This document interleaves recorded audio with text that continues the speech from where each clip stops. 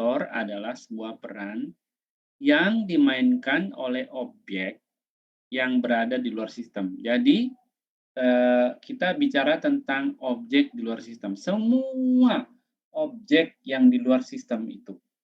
Kalau objeknya ada di dalam sistem, kita tidak consider dia sebagai candidate actor gitu kira-kira ya.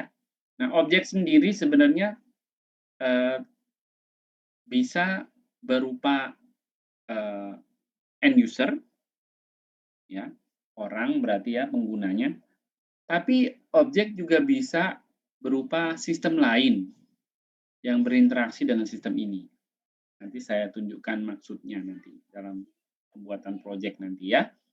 Jadi bisa saja ketika kita bicara tentang objek, objek itu bisa saja end user dari sistem itu atau sistem lain yang berinteraksi dengan sistem itu. Kira-kira itu ya. Pokoknya dia yang berada di luar sistem itu. Nah, kata ini penting diingat bahwa a role played by an object. An actor is a role. Jadi aktor itu bukan objek itu. Aktor tidak sama dengan objek. Tidak sama dengan end user-nya. Jadi jangan otomatis kalau saya punya end user misalnya ini sistem integral ya. Sistem informasi akademik misalnya gitu ya. Di situ kan ada banyak end user, ada dosen gitu ya. Ada dosen, ada mahasiswa, ada tendik, misalnya gitu ya. Oh, berarti kalau begitu, karena itu ada end user-nya, oh berarti ada 3 aktor di dalam sistem akademik. Dosen, tendik, sama mahasiswa. Oh, belum tentu gitu ya. Bukan berarti kalau dia ada end user di situ, berarti otomatis dia jadi aktor. Belum tentu ya. Kita perlu perhatikan apa role-nya dari objek tersebut. Apa role-nya, perannya dalam konteks interaksi antara si objek dengan si sistem. Gitu ya. Nah, coba kita lihat ke tadi yang sistem informasi akademik si akad. Kalau di luar biasanya ngomong si akad, kalau di kita FRS online dulu namanya. Nah, tadi sudah kita bilang ada user tadi. Mahasiswa, dosen, sama pendik. Nah, tadi saya sudah bilang, bukan berarti otomatis kalau dia end user, berarti dia jadi aktor. Yang perlu kita lihat adalah perannya. Nah, lihat, kalau mahasiswa kira-kira perannya di dalam sistem si akad itu apa? Nah, apa aja perannya? Oh ya, di dalam si akad dia perannya ya memang sebagai mahasiswa gitu. Nggak ada peran yang lain, dia cuma perannya sebagai mahasiswa. Oke, kalau memang kebetulan nama aktor dan nama end user-nya sama, it's okay, no problem gitu ya. Yang bermasalah adalah terlalu cepat mengambil keputusan mengkonversi end user jadi aktor. Nah, itu yang kita cepat. Karena ada buktinya, contoh yang kedua itu, bahwa tidak selalu end user itu artinya pasti jadi aktor. Nah, tadi saya bilang end user-nya adalah dosen, gitu ya. Nah, ternyata di si akad, dosen itu punya beberapa peran.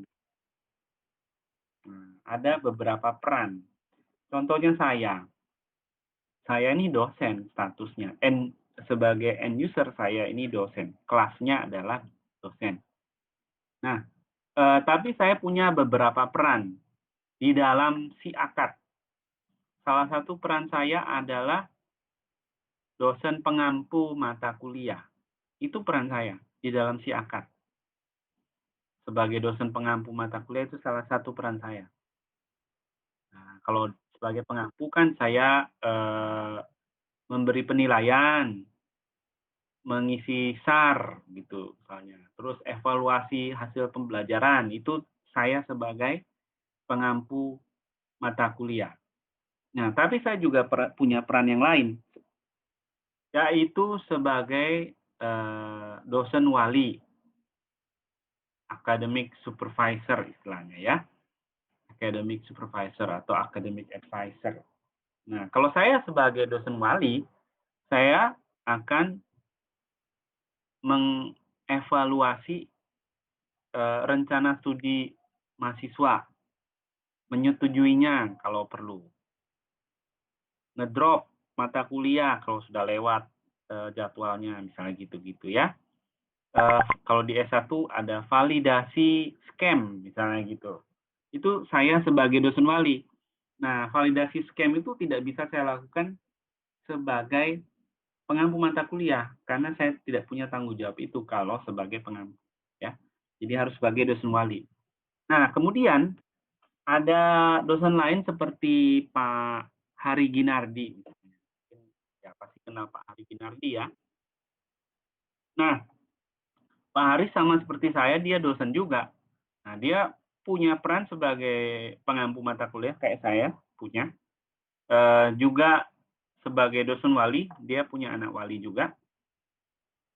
Nah, tapi ada satu peran yang dia punya, tapi saya nggak punya. Yaitu sebagai kadep, kepala departemen, kadep teknologi informasi. Nah, gitu ya. Departemen teknologi informasi. Saya nggak punya peran itu. Jadi tidak semua dosen punya peran itu. Nah, makanya di SIAKAD, perannya itu bukan mahasiswa, dosen, dan tendik, tapi perannya adalah tadi mahasiswa, oke. Kemudian dosen pengampu, wali akademik, dosen wali, dan juga manajemen. Manajemen itu termasuk tadi, kadep tadi. Nah, manajemen, kadep, kaprodi, tendik itu juga manajemen masuk ada. Mungkin administrasi barangkali.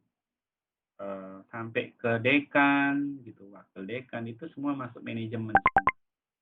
Nah, itu kira-kira ya. Jadi itu yang namanya aktor. Kita harus fokus ke perannya. Nah, single object may play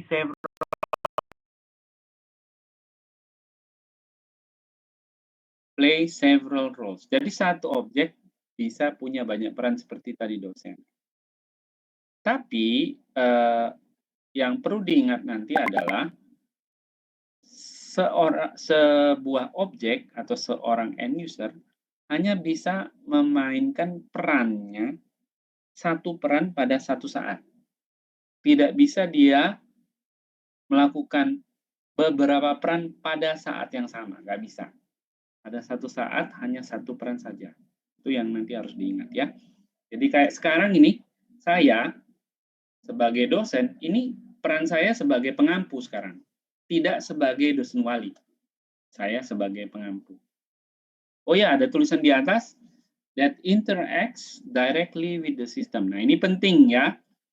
Jadi, kita baru boleh dalam tanda kutip, consider objek itu punya peran di sistem kalau ada interaksi langsung si objek dengan si sistem. Ingat itu baik-baik. Harus ada interaksi langsung. Nah, saya kasih contoh begini. Di kelurahan, kecamatan lah, sekarang kelurahan nggak ada kayaknya. Kecamatan itu ada sistem kependudukan di Dukcapil, gitu ya. Kependudukan dan catatan sipil. Itu ada sistem informasinya, punyanya Departemen Dalam Negeri, Kementerian Dalam Negeri. Nah, di Dukcapil itu, sistem Dukcapil, itu ada beberapa end user di situ. Nah, ya. Salah satunya adalah petugas kelurahan. Itu salah satu petugasnya, mungkin staf apa namanya saya nggak tahu ya, yang biasa di front desk itu. Nah, yang di di belakang juga mungkin ada juga.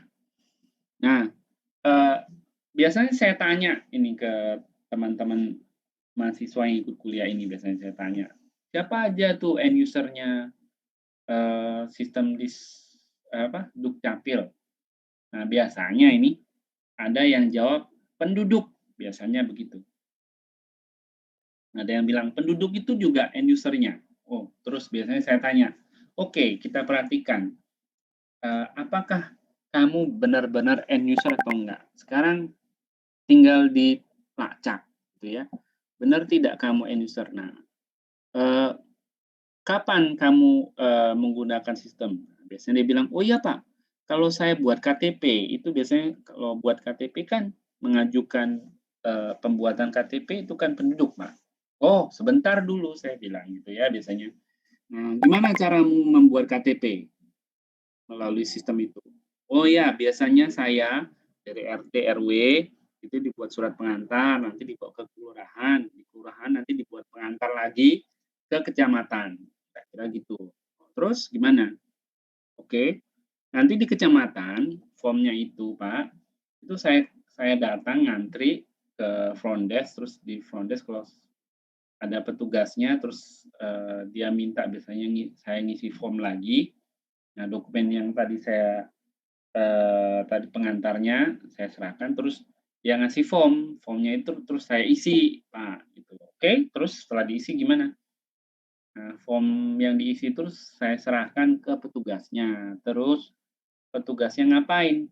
Biasanya dia entry ke sistem. Terus dia bilang, "Oke, tunggu 2 minggu lagi." Kira-kira begitu. Oh, oke. Berarti apakah si penduduk berinteraksi dengan sistem? Ternyata enggak, gitu ya. Untuk membuat KTP, memang dalam proses pembuatan KTP, manual prosesnya si penduduknya ikut, tapi si penduduk tidak berinteraksi langsung dengan sistem. Makanya penduduk dalam kasus Dispenduk Capil itu tadi, untuk kasus tadi ya, itu tidak termasuk end user dalam hal ini, ya. Dia baru boleh dibilang end user kalau dia berinteraksi langsung. Kalau tadi yang berinteraksinya si petugas, bukan si penduduk. Gitu kira-kira ya. Itu yang harus diingat. Kemudian, actors either actively or passively participate in one or more use cases. Nah, jadi nanti ada aktor yang aktif, ada aktor yang pasif. Aktor aktif adalah aktor yang men-trigger, dia yang menginisiasi use case. Sementara aktor yang pasif adalah aktor yang dilibatkan dalam sebuah use case. Nanti kita lihat. Nah, di dalam pemodelan use case, aktor itu bisa berinteraksi, ada relasi dengan aktor yang lain. Satu-satunya relasi aktor itu adalah apa namanya spesialisasi atau generalisasi ya. Ini salah satu-satunya jenis relasi antar aktor. Itu saya tunjukkan contohnya tadi ya. Oh, ini contohnya. Saya bisa entah di sistem yang lain atau apa barangkali saya bisa buatkan kira-kira begini. Jadi ada aktor lecturer, nah itu ada spesialisasinya. Kalau memang si lecturer itu sebuah peran sendiri, misalnya begitu ya. Misalnya ya. Nah ini. Jadi relasi antar aktor itu satu-satunya yang ada adalah spesialisasi atau generalisasi nama lain. Nah, kita nanti kalau memang ketika memodelkan aktor, kalau memang perlu memodelkan aktor itu apa dengan relasi generalisasi, ya boleh digambarkan, tapi kalau tidak perlu tidak usah ya. Sekali lagi yang perlu kita maintain adalah supaya model kita itu sesederhana mungkin. Ya, lanjut.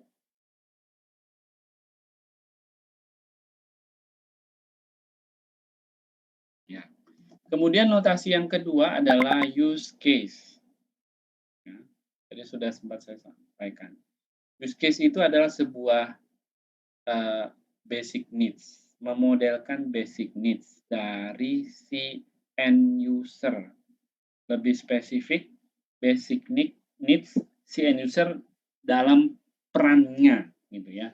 Spesifik perannya itu. Kayak tadi saya bilang, ketika saya sebagai dosen, terus peran saya sebagai dosen pengampu mata kuliah, basic need saya itu beda dengan ketika saya perannya sebagai dosen akademik, dosen wali, itu basic needs-nya beda, walaupun saya end user yang sama. Jadi orientasi basic needs itu lebih ke role-nya atau aktornya tadi ya, bukan ke end user-nya sendiri secara langsung. Jadi, nanti dalam sebuah use case kita akan mendeskripsikan interaksi antara si aktor dan si sistem. Nah, ada yang seringkali, salah dimengerti atau mungkin praktek yang kurang tepat ketika membuat use case. Ada yang memandang use case itu seperti urutan prosedur. Nah, contoh seperti tadi ya, membuat KTP, oh, urusan, Dukcapil tadi ya. Oh ya, kalau Dukcapil kalau, use case-nya apa? Pertama Pak, harus ada registrasi. Setelah registrasi bisa mengajukan pembuatan KTP, bisa mengajukan pembaruan, kemudian bisa, buat akte. Nah, ada yang begitu. Dia membuat use case seperti urutan prosedur. Nah, use case itu bukan urutan prosedur ya. Ingat-ingat, use case bukan urutan prosedur.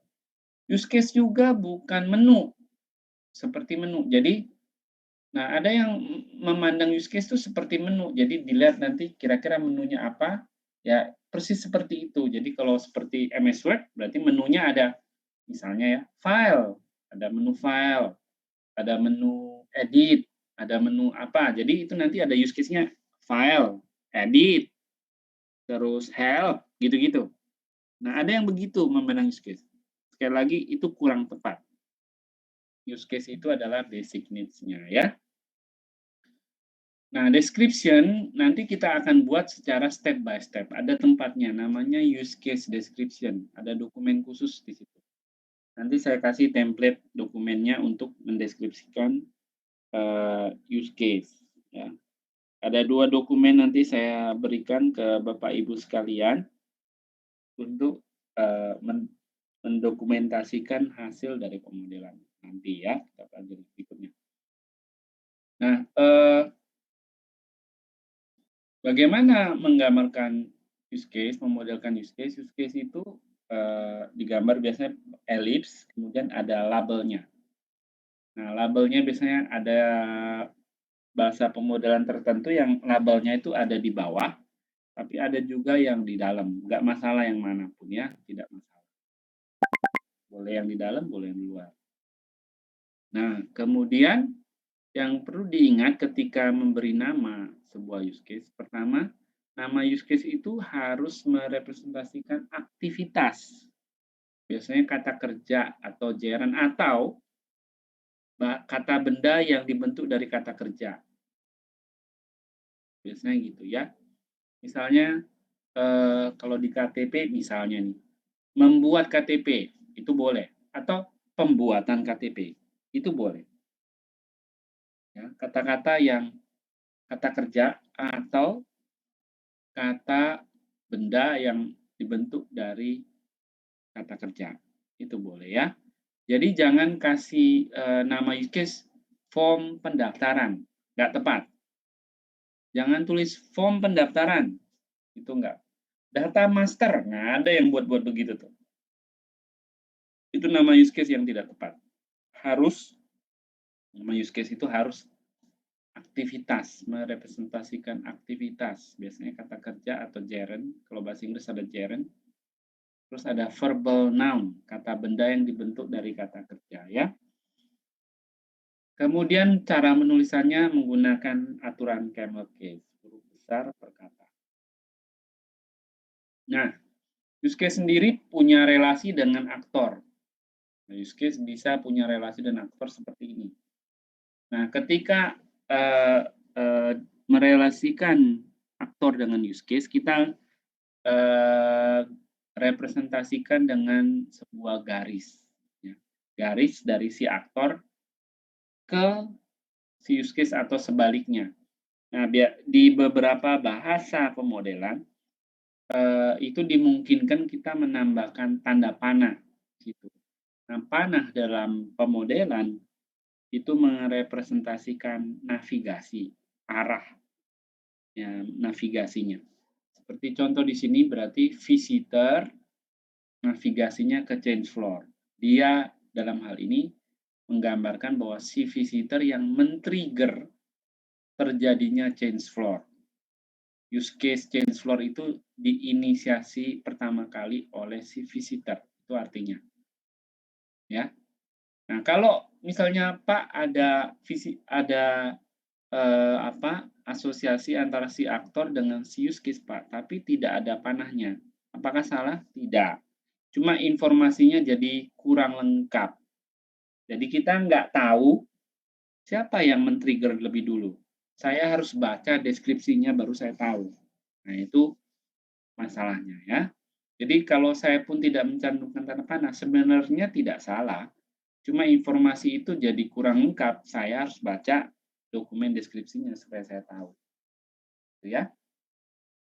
Nah, ketika tadi ada istilah passive actor, berarti itu seperti contoh yang di bawah. Panahnya itu dari si use case ke si aktor. Itu berarti si aktor adalah passive user atau passive actor. Berarti dia dilibatkan dalam use case tersebut. Oke ya. Nah, kemudian ada juga relasi antar use case. Antar use case sendiri sebenarnya relasinya ada secara spesifik ada 3 saja.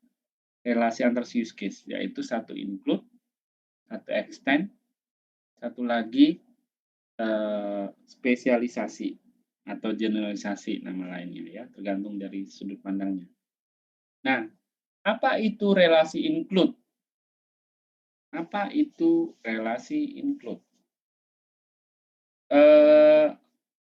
Sebuah relasi include atau istilahnya include dependency dari use case A ke use case B menunjukkan bahwa use case A mengandung perilaku dari use case B. Katanya begitu, ya. Kemudian apa itu extend? Extend disebutkan bahwa use case A punya relasi dengan B dengan relasi extend itu menunjukkan bahwa use case B optionally be extended. Jadi use case B secara opsional bisa mengextend perilaku dari A. Hanya gitu ya. Nah, mungkin saya tunjukkan dengan contoh seperti ini. Nah, use case A include B itu seperti gambar di sebelah kanan.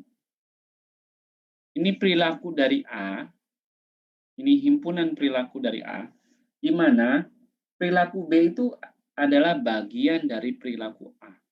Dia salah satu perilaku dari A. B part of A. Atau B one of steps in A. Itu disebut A include B. Ya, perhatikan bacanya mengikuti arah panah. Tadi saya bilang panah itu menunjukkan navigasinya. A include B artinya B itu ada di dalam A. Contoh di sini, change floor include request leave cage katanya. Change floor include request leave cage. Ini contoh dari sebuah sistem namanya lift, ya, sebuah lift system. Nah, kalau kita mau pindah lantai dengan menggunakan lift, yang kita lakukan adalah pertama kita tekan tombol request lift. Nanti liftnya datang, kita masuk. Setelah masuk, nanti kita tekan tombol tujuan, nanti liftnya nutup, terus liftnya bergerak lagi menuju lantai yang kita tuju. Kalau sudah sampai, liftnya terbuka, kita keluar. Nah, itu langkah-langkah untuk change floor. Nah, perhatikan bahwa tadi waktu saya bilang langkah-langkah dalam change floor, salah satu langkahnya adalah request lift cage. Tadi yang saya bilang, pertama saya klik request lift. Itu berarti request lift cage. Langkah 1 itu B-nya tadi. Langkah pertama dari A itu adalah B. request lift. Setelah request lift, nanti liftnya datang. Setelah liftnya datang, kita masuk. Itu enter lift cage. Itu termasuk langkah dalam A. Jadi, saya bisa bilang A include B kalau B itu adalah bagian dari A atau salah satu langkah di dalam A. Itu ya. Jadi jangan salah. Kalau ada yang bilang A include B berarti nanti itu seperti A ditambah B. Salah ya, bukan ya. A include B itu artinya B itu bagian dari A, bukan A ditambah B. Jangan salah paham, jangan salah mengerti. Nah, extend sendiri apa? Saya bisa bilang B extend A. Nah, ingat, membacanya jangan terbalik, harus mengikuti arah panah. B extend A, atau kalau dalam bahasa Indonesia kalau mau dibuat pasif, A di extend B. Ya, lebih baik bacanya B extend A. Ya. Nah, saya bisa bilang B extend A itu kalau apa? Tadi sudah dibilang, kalau use case B itu optionally extend A. Jadi, kalau use case B secara opsional bisa ya, bisa tidak mengextend A. Nah, saya tulis gambarkan kira-kira seperti ini. Itu ada perilaku A dalam himpunan. Nah, kemudian ada perilaku B yang nempel di situ ya, nempel di situ ya. Nah, perilaku B ini bisa ditambahkan atau bisa mengextend perilaku dari A pada titik tertentu. Nah, ini kalau digambarkan pada titik A1 atau AI, step AI dari A, itu B bisa terjadi. When A occurs at the point of AI, B may or may not occur, gitu ya. Jadi B bisa atau tidak bisa. Bisa, boleh atau tidak muncul. Boleh muncul atau tidak, gitu ya. Istilahnya gitu. Boleh muncul atau tidak. Jadi sifatnya opsional. Dia mengextend B. Ini contohnya. Contohnya adalah, ini tadi ada contoh yang baik. Exit lift cage itu di-extend sama open door. Open door, extend exit lift cage. Ya. Nah, exit lift cage itu salah satu langkah dalam change floor tadi. Kalau lihat dia di atas ini ya. Change floor include exit lift cage. Nah, waktu exit lift cage itu perilaku exit lift cage bisa di-extend oleh open door. Open door bisa mengextend exit lift cage. Maksudnya gimana? Nah, tadi saya jelaskan salah satu-satu langkah dari change floor. Mulai dari request lift, kemudian lift datang kita masuk, kemudian kita request floor, tekan tombol yang dituju, nanti liftnya nutup, liftnya jalan, nanti sampai lantai yang dituju, liftnya terbuka, kita keluar. Keluar tadi exit lift cage. Ya. Nah, waktu kita keluar, itu kita bisa extend dengan open door. Maksudnya gimana? Nah, perhatikan ya, kalau ya saya yakin semua pernah pakai lift ya. Nah, waktu kita sampai di lantai yang kita tuju, kalau kita diem aja, itu pintu liftnya terbuka sendiri sebenarnya. Dia nunggu berapa detik, terus pintu liftnya terbuka, terus kita keluar. Tapi ada orang yang biasanya tidak sabar gitu ya. Kalau orangnya nggak sabar, buru-buru, waktu liftnya nyampe, nah dia tekan tombol open, open, open, open gitu ya, supaya liftnya cepat buka, lebih cepat dari delay-nya itu. Tekan tombol open, open, open. Nah gitu. Kalau dia tekan open itu, maka liftnya membuka lebih awal. Nah, tadi saya bilang sebenarnya membuka lebih awal itu sifatnya opsional. Perilaku yang bisa saya tambahkan waktu change floor. Apakah saya harus tekan open door? Oh tidak, tidak harus kok, tidak harus. Kamu boleh tekan, boleh tidak. Nah, itu ya, boleh tekan, boleh tidak. Kalau ditekan, akibatnya hanya mempercepat saja. Nah, perhatikan, ada satu syarat yang penting yang perlu kita ingat, bahwa sesuatu yang optional tadi itu boleh kita sebut extend. Nah, syaratnya adalah kalau dia terjadi, si extend tadi terjadi, kalau dalam kasus ini open door itu ya, use case B yang mengextend itu, kita boleh sebut dia mengextend kalau ketika B terjadi, tujuan dari A tidak gagal atau tetap tercapai. Ya. Nah, jadi kita baru boleh bilang open door itu benar extend exit lift cage kalau pada saat open door terjadi, ya, event open door-nya terjadi, beneran di extend, dia tidak menggagalkan exit lift cage. Itu syaratnya baru disebut extend. Kalau ternyata open door menyebabkan kita nggak exit lift cage, itu artinya bukan extend. Itu maksudnya. Ya. Nah, di contoh ini, open door itu tidak menggagalkan kita keluar dari lift. Tetap tercapai tujuan kita keluar dari lift. Ya kan? Waktu saya tekan tombol open door, ya saya tetap bisa keluar lift. Malah lebih cepat. Kira-kira itu. Nah, apa contoh use case yang kayaknya mengextend use case yang lain, tapi sebenarnya dia bukan extend karena dia menggagalkan use case yang dia extend. Misalnya ini, sama kayak change floor ini. Misalnya saya bilang ada use case penuh ya. Mungkin Bapak Ibu pernah tahu, pernah mengalami gitu ya. Lagi nunggu lift, saya sudah request lift. Saya tekan request lift, terus saya tunggu. Ini kebetulan lagi padat di gedung itu, ada acara barangkali ya.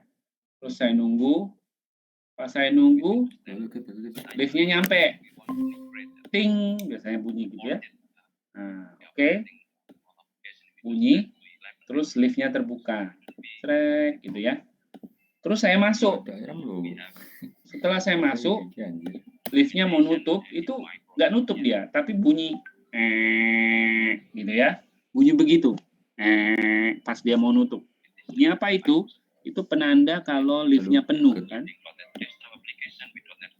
Nah, liftnya penuh. Itu kan sifatnya opsional ya. Lift penuh, kejadian lift penuh itu sifatnya opsional. Tidak selalu terjadi, bisa terjadi, bisa tidak. Nah, apakah lift penuh itu extension dari pindah Nah, kita cara mengevaluasi tinggal lihat apakah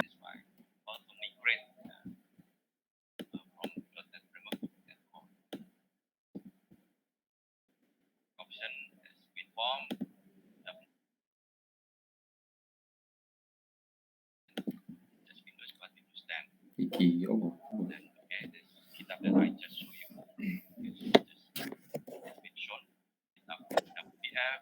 iki suara timnya Bapak krungu ora?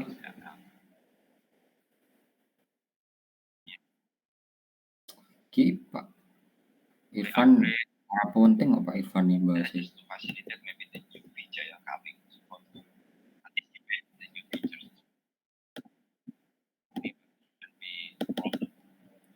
Iso. Kurang tahu sih, tapi lagi iki kok masih sambat error kan? Masih admin nih.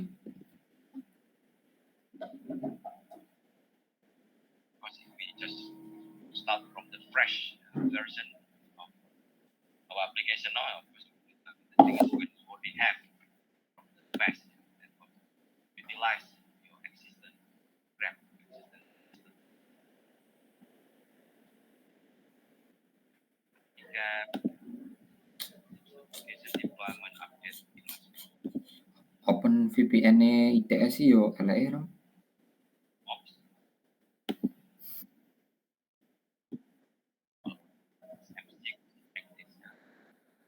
Apa kan?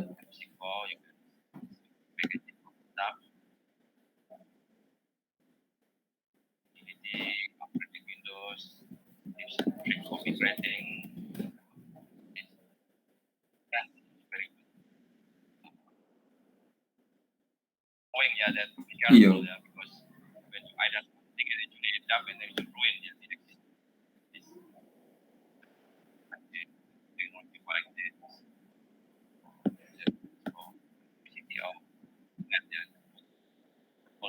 Oh, tulisannya 303 anu ya.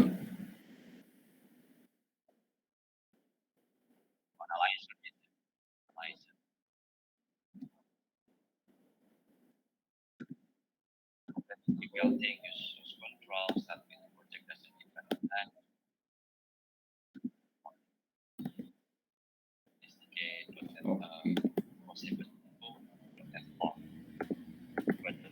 Kalau misal aktornya sistem gitu yang mengakses sistem lain lewat API gitu misalnya, Pak. Kira-kira apakah digambarkan juga ke dalam use case? Ya, baik. Terima kasih. Tadi di awal saya sudah bicarakan soal itu ya. Tadi saya bilang objek di luar sistem. Jadi aktor adalah peran yang dimainkan oleh objek di luar sistem. Nah, saya bilang objeknya itu bisa end user, orang dalam hal ini, bisa sistem lain di luar sistem itu. Jadi jawabannya, oh ya, bisa. Aktor itu tidak selalu peran dari si end user, bisa juga peran dari sistem lain. Ya, peran dari sistem lain. Bisa. Ya, monggo, ada lagi?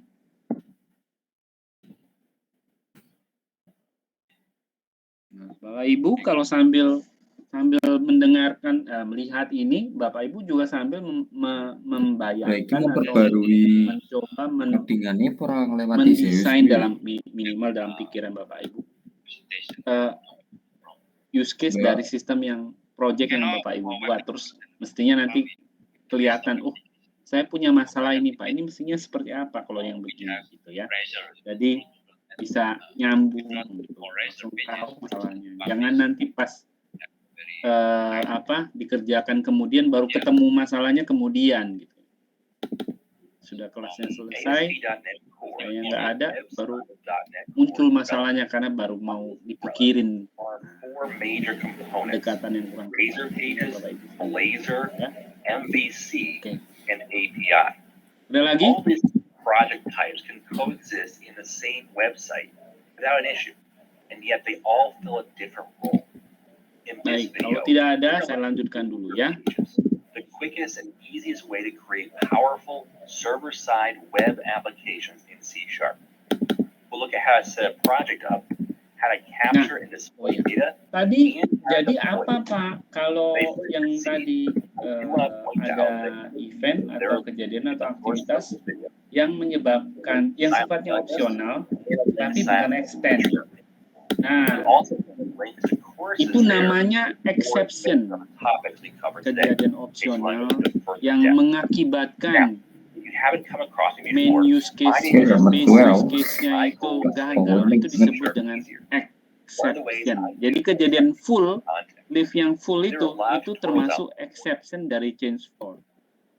Exception lain dari change floor adalah listrik padam, itu exception dari change floor. Kalau listrik padam, maka orang nggak bisa change floor.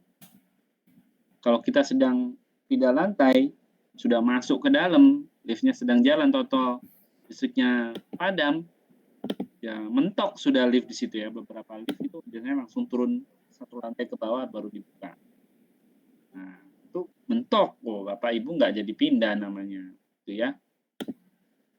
Kalau enggak Pak, nanti kalau nyala saya bisa pindah. Enggak, biasanya dia restart. Yang kita tekan tadi sudah hilang, dia mulai kosong lagi. Masalah kuwi nyapa kok sadurunge ora error. Oke, kira-kira begitu. Nah, terus ada relasi yang ketiga, yang terakhir, yaitu spesialisasi atau generalisasi. Contohnya seperti ini. Jadi, use case adalah spesialisasi dari use case yang lain atau sebuah use case adalah spesialisasi dari sebuah base use case itu kalau dia secara berbeda merealisasikan base use case-nya. Nah, biasanya ini tidak seperti di kelas diagram. Kalau Bapak Ibu pernah belajar modelan kelas itu juga punya spesialisasi ya. Spesialisasi seperti ini. Nah, kalau kelas dia punya perilaku sendiri, kemudian subkelasnya ya, subkelasnya yang menspesialisasi superkelas tadi itu punya tambahan perilaku. Itu bedanya. Kalau di kelas diagram, specialized class itu punya tambahan perilaku dari perilaku superkelasnya. Superkelasnya punya perilaku, nah subkelasnya itu punya perilaku dari superkelas plus perilaku dia sendiri. Gitu. Nah, kalau use case tidak begitu. Artinya berbeda. Kalau use case di sini artinya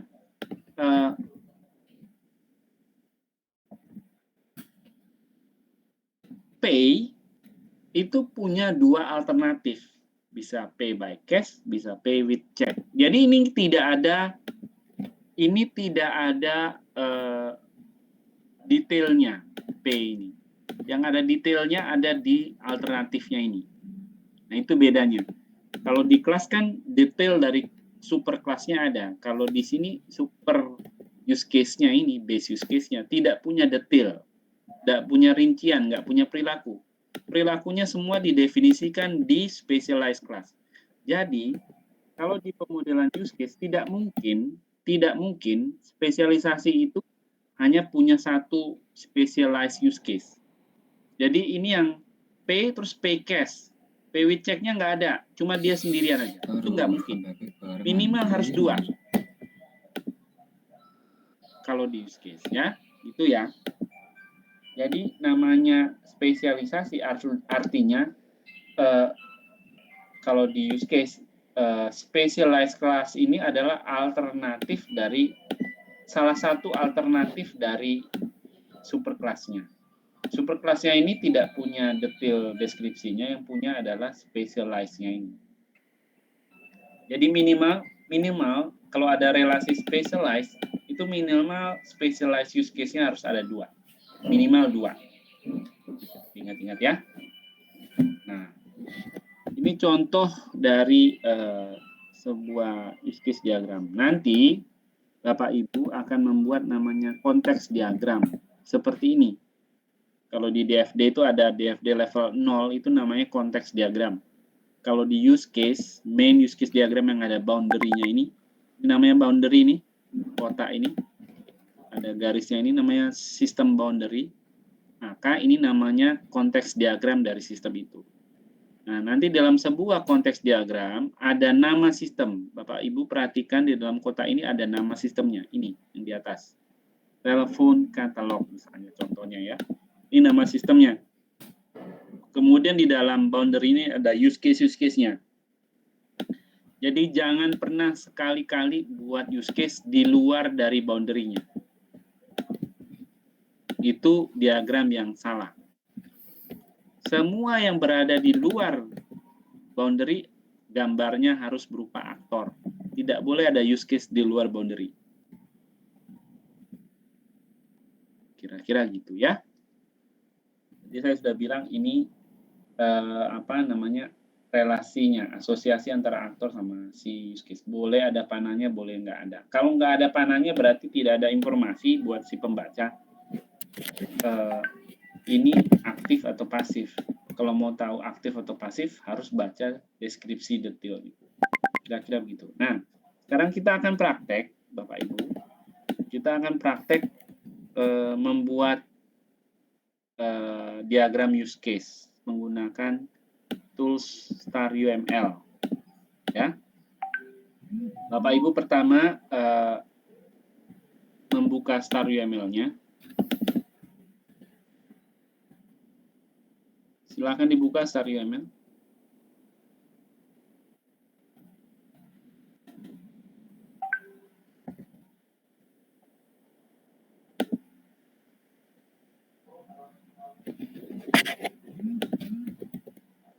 Ya, nanti muncul seperti ini.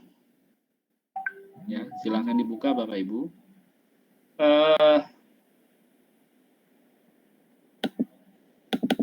Sebelum kita ke hands-on, apakah ada pertanyaan dulu terkait teorinya?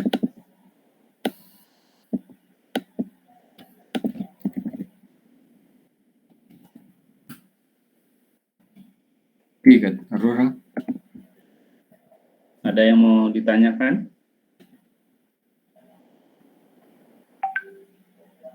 Baik, kalau nggak ada, kita masuk ke hands-on dulu. Nanti setelah hands-on, saya akan tambahkan beberapa hal terkait Iya, kayaknya orang common ngarep mistakes juga. yang biasanya Nek kita kuwi. lakukan ketika kita mendesain Kayaknya emang orang ditulis deh. use case. Silakan diikuti kembali. Muncul seperti ini tampilannya. Yang di tengah ini namanya worksheet, lembar kerja.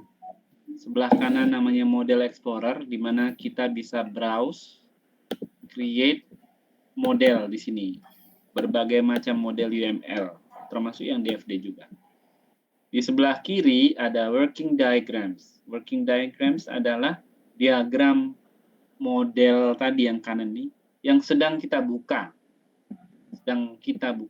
Jadi di sini bisa muncul lebih dari satu. Kemudian di bawahnya ada toolbox. Toolbox ini apa? Toolbox ini adalah notasi-notasi yang bisa kita pakai untuk membantu kita memodelkan diagram yang dimaksud. Kalau ini kelas diagram, berarti nanti ini toolbox-nya berisi notasi kelas diagram. Kira-kira begitu. Kalau dia use case, ya berarti notasinya use case. Kemudian di sebelah kanan bawah ada tulisan editors. Ya, editors ini tempat kita bisa mengedit elemen tertentu. Kalau yang kita klik adalah model atau project, maka yang di sini munculnya adalah atribut dari si model atau project itu. Nah, itu kita bisa editnya di sini. Langsung praktek saja. Misalnya saya mau membangun sistem namanya sistem lift. Sistem lift. Kalau Bapak Ibu sudah diskusikan minggu lalu proyek apa yang mau dikerjakan kelompoknya. Nah, itu silakan digunakan ya. Misalnya saya ini bicara tentang sistem lift. Misalnya, nanti saya kasih contoh yang lain. Sistem lift. Maka saya perlu buat di sini klik untitled yang warna merah ini. Ini masih untitled, nama proyeknya masih belum disebut. Saya tulis proyeknya. Sistem lift. Ini baru nama proyeknya ya. Nah, kemudian di bawahnya itu ada tulisan model warna oranye. Nah, model ini merepresentasikan sistem, Bapak Ibu ya. Sistem ini. Nah, kalau di proyek itu ada satu sistem, saya punya satu model seperti ini. Tapi kalau saya punya 2 atau 3 sistem, berarti di sini saya punya lebih dari satu. Misalnya ya, saya buka proyek yang lain. Untuk contoh saja. Nah, ini proyek lain yang terdiri dari lebih dari satu sistem. Misalnya, saya pakai contoh misalnya Gojek, misalnya, ya. Gojek misalnya, Bapak Ibu ya. Go Ride. Nama proyeknya Go Ride misalnya. Oh, saya ganti di sini Go Ride.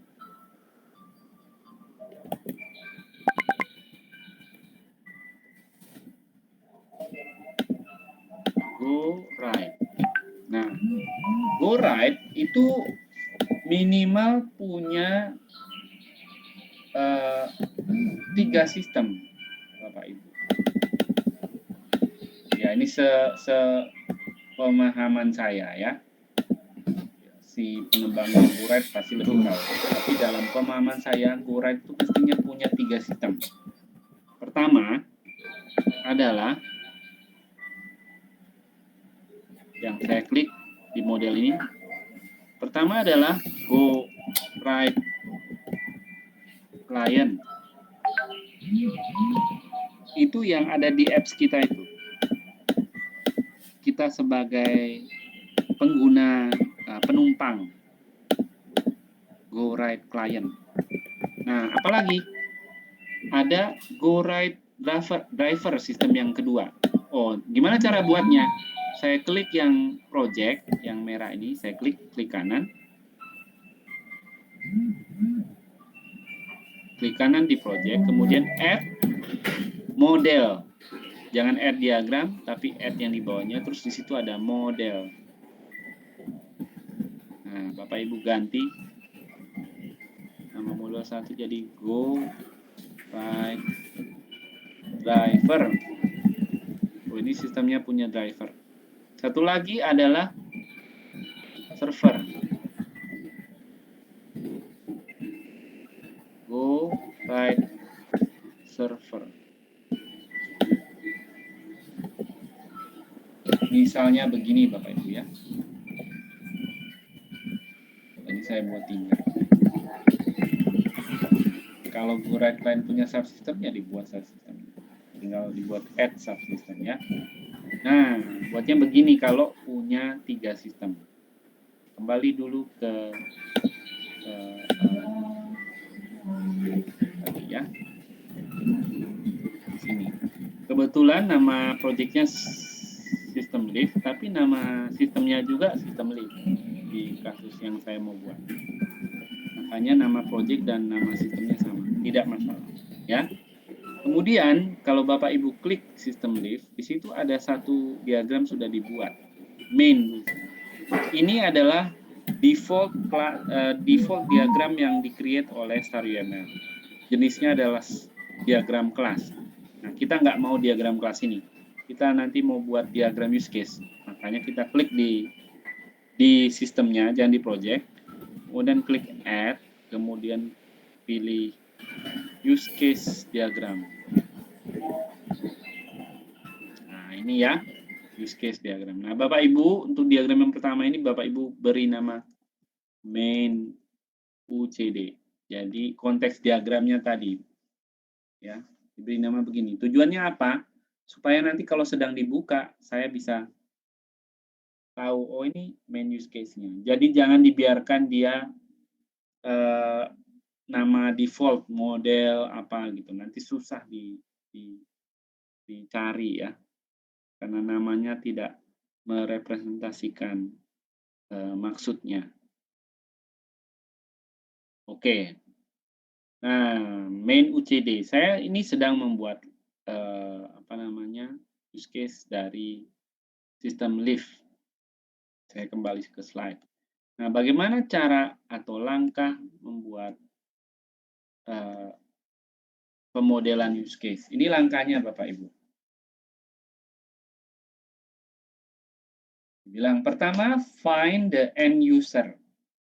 Setelah ketemu end user-nya, temukan roles-nya si end user itu. Kalau roles-nya sudah ketemu, tentukan basic needs dari si use case, dari si aktor. Setiap aktor itu basic needs-nya apa? Nah, gitu. Kalau sudah tahu apa basic needs-nya, kita bisa buat sub use case-nya, detail dari setiap main use case tadi. Nah, waktu membuat detailnya itu kita akan membuat diagram use case yang baru. Nanti saya tunjukkan caranya. Kalau sudah jelas, nanti kita ke langkah berikutnya, kita akan membuat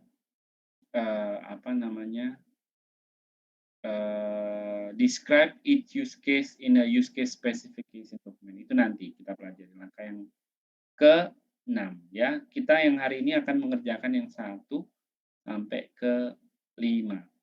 Find the end user sampai ke find the use case relationship ya. Nah, project sudah kita buat. Misalnya saja ini ya, untuk contoh yang kasus saya, sistem Live. Nah, sekarang siapa sih end user sistem Live?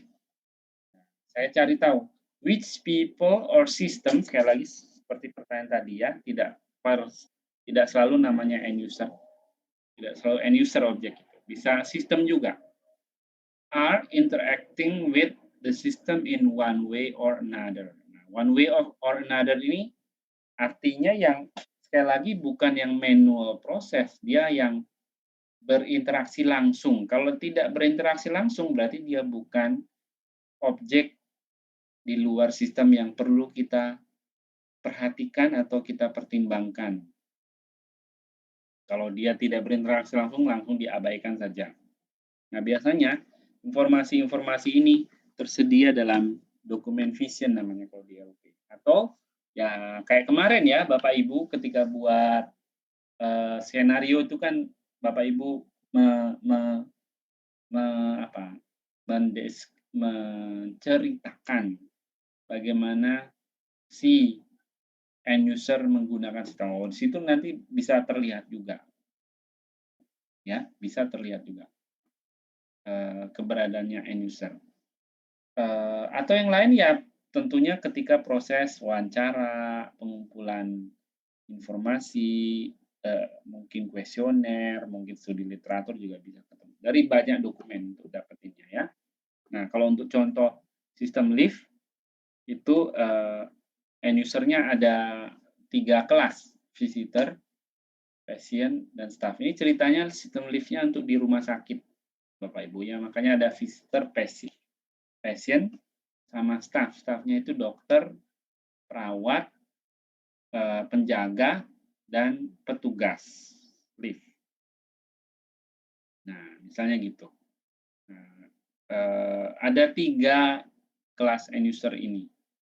Nah, apakah mereka semua mau dibuat role sendiri-sendiri? Oh enggak.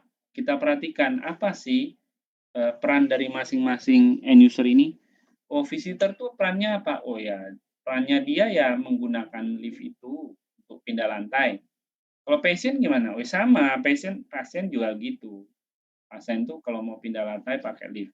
Kalau staff yang lain apa? Pakai lift buat apa? Perannya sebagai apa? Ya pengguna liftnya itu langsung ya untuk pindah lantai. Oh, oke. Ternyata mereka punya peran yang sama. Ya, mereka punya peran yang sama. Nah, langkah berikutnya kan find the actors. Apa perannya dia dari aktor-aktor itu? Ternyata ya sama kok. Mereka ya orang yang mau pindah lantai ceritanya gitu. Oh, akhirnya ditetapkan. Oh, berarti aktornya namanya person di sini. Misalnya gitu ya. Oke, sekarang karena saya sudah tahu aktornya, saya buat di diagram saya tadi. Di sini. Saya klik aktor, terus saya tambahkan di lembar kerja, saya tulis person. Nah, gitu ya. Sudah. Langkah berikutnya adalah katanya kamu perlu mengidentifikasi basic needs dari si person itu. Nah, dia pelajari apa sih tugas deskripsi pekerjaan orang-orang tadi yang end user itu? Apa keperluan kebutuhan dasar mereka? Oh, ternyata setelah dievaluasi sebenarnya keperluan dasar mereka cuma satu.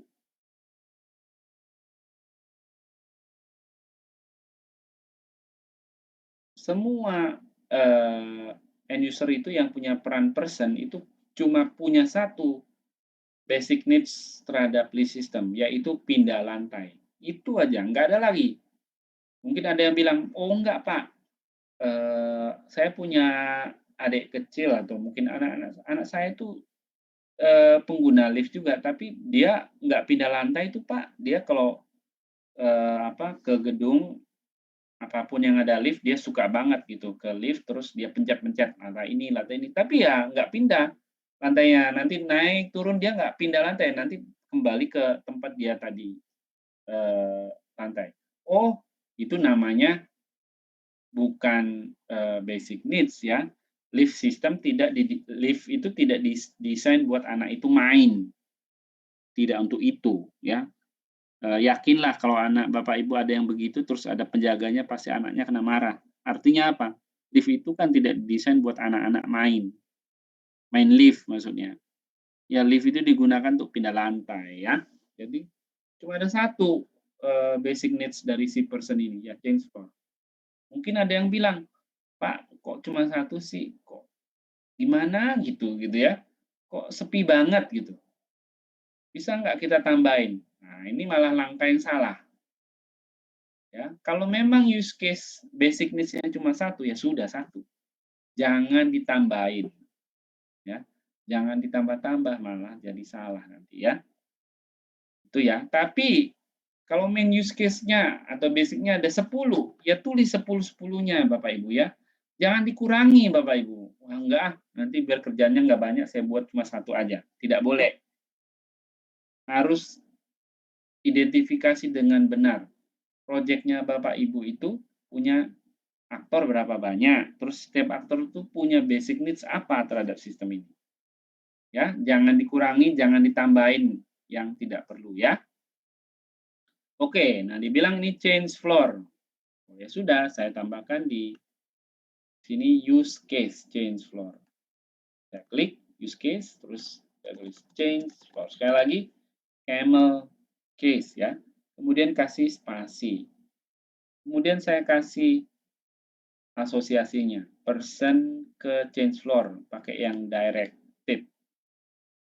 Nah, setelah selesai semua use case saya buat, semua aktor udah ketemu, saya buat sistem boundary-nya, pakai use case subject. Nah, dikotain begini. Nah, nanti muncul seperti itu, labelnya untuk sistem ini saya beri nama sesuai dengan nama sistemnya. Lift. Seperti ini Bapak Ibu. Ya, kira-kira seperti ini. Nah, misalnya kalau tadi yang ada banyak sistem, misalnya yang pertama tadi ada go right client, misalnya gitu ya. Siapa sih go right aktor di dalam sistem go right client? Misalnya gitu. Oh ya penumpang dong, katanya gitu ya. Saya buat dulu diagramnya, add diagram, use case diagram. Kemudian ada penumpang. Ada driver dong. Oh, tunggu dulu. Apakah driver berinteraksi dengan Google Ride klienmu, dengan HP-mu? Oh, enggak. Enggak ada dia interaksi ya. Dia pakai apps-nya dia sendiri yang Go Ride Driver itu. Dia enggak berinteraksi dengan HP-nya Bapak Ibu kan? Jadi yang berinteraksi si penumpang ini saja dengan yang client apps itu. Nah, apa use case-nya? Misalnya nih ya, misal. Pesan Gojek misalnya gitu ya. Misalnya penumpangnya pesan Gojek. Untuk pesan. Itu saja saya cuma atau bukan pesan Pak ngomongnya, tapi bisa kena ikut. Cir dulu anjir. Pindah lokasi misalnya gitu seperti change floor tadi ya. Gora itu Gak iku urusane apa server lokasi Pak. Oh oke. Nah ada aktor lain Pak. Siapa? Oh dalam konteks ini apps saya itu sebenarnya berinteraksi dengan sistem lain Pak. Apa sistemnya? Yaitu anjir anjir. Kayak tentang ujian jam 8 kira lagi dia berinteraksi nih. 3 sistem ini ya. Jadi app saya itu berinteraksi dengan GoRide Server. Terus saya buat direction-nya, penumpang, pindah lokasi, basic needs-nya, nanti dia melibatkan GoRide. Misalnya begini ya. Sudah ada lagi? Kalau ada, gambarkan. Kalau enggak, misalnya ya, saya buat boundary-nya. Saya beri nama GoRide Client. Oh, Pak Dandu ya? Ini Bapak Ibu. Oh, kalau yang di ini gimana? Yang di driver.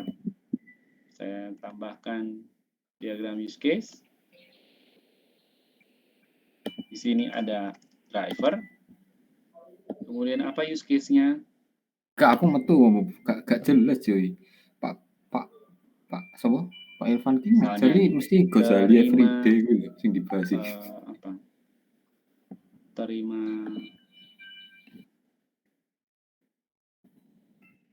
order misalnya gitu ya.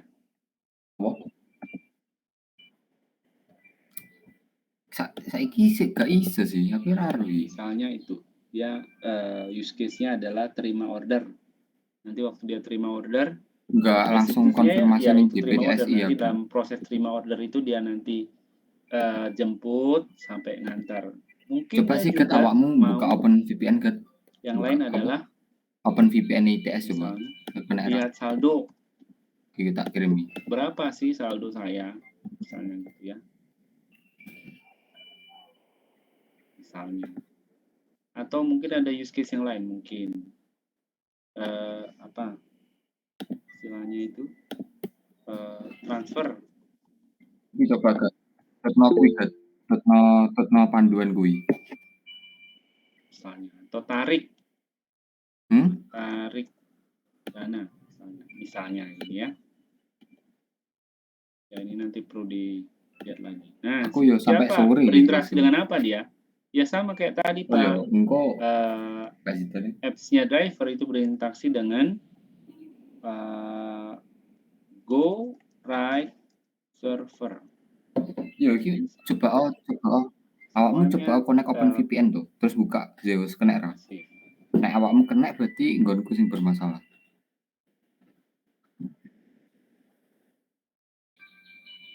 Nah, terus gimana use case-nya Go Right Server? Saya buat diagram use case. Oh ya, tadi belum ininya ya. Go Right Driver. Oh shit. Nah, di sini, ini lupa saya. Harus diberi nama dulu diagramnya. Use case diagram 1, nih saya ganti namanya, saya ganti supaya lebih jelas sesuai dengan namanya. Go Right Client Main UCD. Nah, supaya spesifik. Kalau yang ini Go Right Driver Main UCD. Terus kalau yang terakhir tadi ini Gak aku Go di Right invite Server Main UCD. Nah, ini masih kosong. Aktornya siapa? Aktornya tadi ada 2. 1 Go Right Client. Satu lagi Go Right Driver. Seperti yang tadi Bapak tanya ya. Emang juga neneng aku. Ya ini kan pakai API saja Pak sebenarnya. Ya, it's okay. Apa use case dari API-nya? Tinggal disebutkan di sini. Kok jenenge kepemilikan iki lho tiga neneng aku taran. Right Server. Apa use case di sini? Dari si aktor, mungkin dari si server, misalnya begini.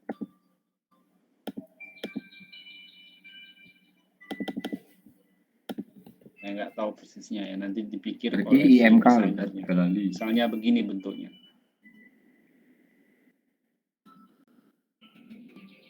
Nah, ini contoh saja ya Bapak Ibu. Ini contoh yang project lebih dari satu sistem. Seperti ini caranya. Ada pertanyaan dulu Bapak Ibu? Sampai di sini.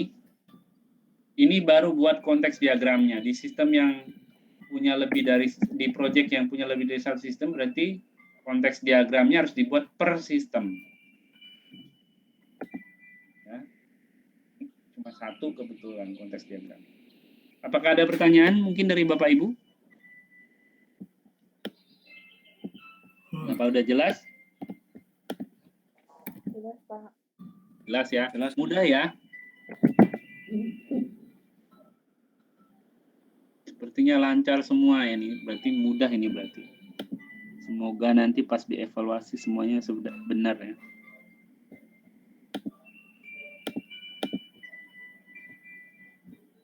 Ya, baik. Nah, terakhir ini bagian terakhirnya Bapak Ibu. Kalau sudah dibuat konteks diagramnya, kita perlu membuat detail dari setiap main use case. Nah, di kasus ini main use case ini cuma satu nih, change floor. Nah, kalau Bapak Ibu punya 5, berarti saya perlu membuat 5 detail main use case. 5 maksimal. Bisa kerja Maksimal KN ya. 5. Berarti kalau ada 5 main use case di sini. Itu ya Bapak Ibu ya. Kalau ada 5, maksimal membuat 5. Saya bilang maksimal kenapa? Nanti ada alasannya ya. Saya sebutkan nanti. Misalnya ini change floor. Nah, apa detail dari change floor, cara membuatnya? Saya klik lagi di sistemnya, yang oranye itu. Saya klik add use case diagram lagi. Nanti dibuat di sini nama yang baru. Saya kasih nama sesuai dengan nama dari main use case yang mau dibuat detailnya. Tadi kan namanya change floor, ya.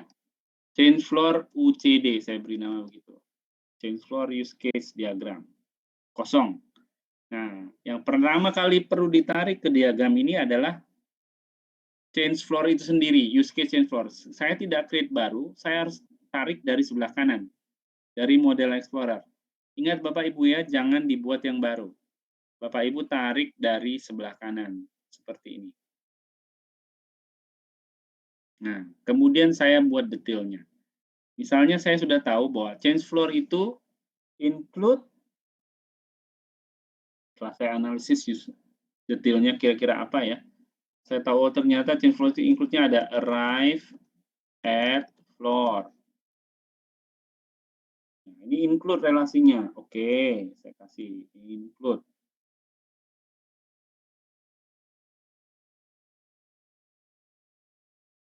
Oke, setelah arrive at floor, ya pasti ada depart-nya, Pak. Dia harus berangkat. Oke.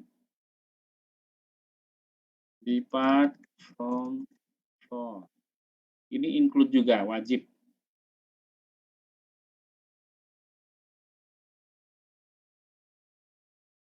Nah, misalnya begini ya.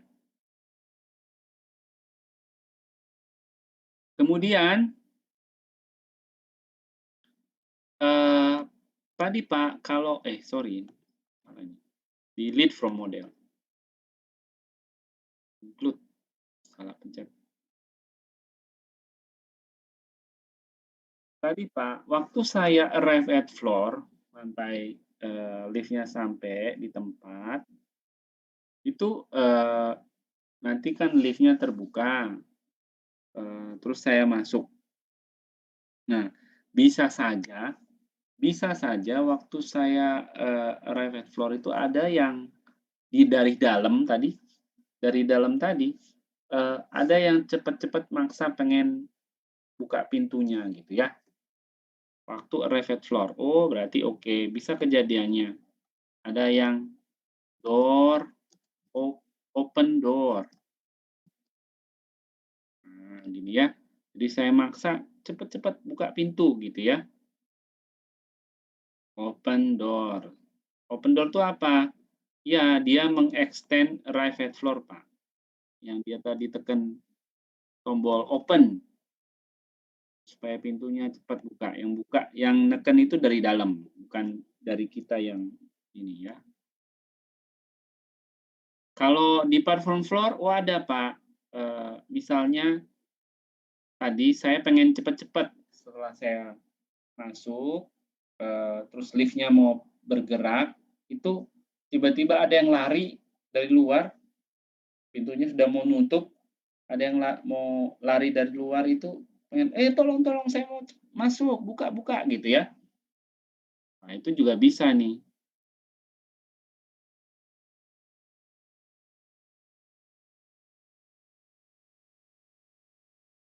Bisa open door, misalnya begitu.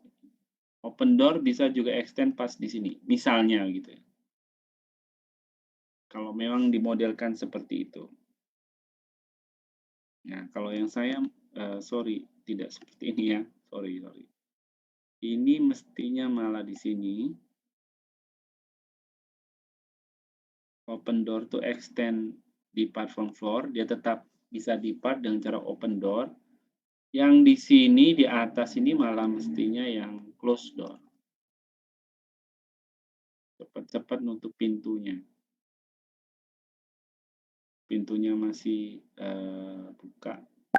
membuka, dia malah nyuruh cepat-cepat tutup. Nah, ini ya. Terus ada satu lagi yang di sini, waktu mau depart, kayak obstruct, kayak open door, dia ada namanya obstruct door. Pintunya dihalangi supaya dia membuka lagi, sama dia extend. Seperti ini. Itu ya. Waduh, Pak, ini tulisannya kepanjangan. Gimana supaya saya buat lebih rapi, lebih pendek? Pilih klik kanan word wrap. Nah, jadi dia lebih pendek ya. Pak Ibu bisa buat dia lebih rapi. Oke. Oh, ternyata masih ada satu lagi, misalnya gitu ya. Waktu saya pindah lantai dari lantai 1 ke lantai 7, bisa aja nih Pak, ada orang lain yang juga sudah ikut lebih dulu. Terus dia mau pindahnya tidak ke lantai 7 seperti saya, tapi ke lantai 5. Sehingga nanti saya berhenti di lantai 5 dulu, sebelum nanti lanjut terus ke lantai 7. Atau ada orang di lantai 4 yang mau pindah ke lantai di atas juga, jadi dia ikut masuk. Sehingga lift saya berhenti di lantai 4 dulu, baru nanti lanjut ke 5, baru ke 7. Oh, itu namanya apa? Oh, berarti saya bisa tambahkan di sini. Namanya intermediate stop. Nah, intermediate stop itu sifatnya apa? Include dari change floor, selalu terjadi bagian dari pindah lantai? Oh, enggak. Itu hanya extend saja. Bisa terjadi dan tidak akan menggagalkan saya pindah lantai. Oke, berarti sudah benar. Ini extend dari change floor. Nah, untuk intermediate stop sama kayak change floor tadi. Kalau mau intermediate pasti ada arrive dan depart-nya. Oke.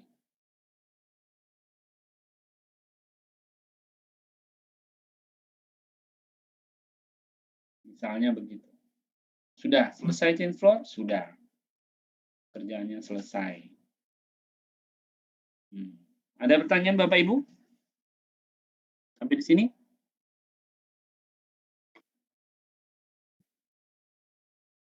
Sudah ada yang mencoba sendiri? Dengan proyeknya sendiri? Ingat sekali lagi ya, kalau main use case-nya ada 4, berarti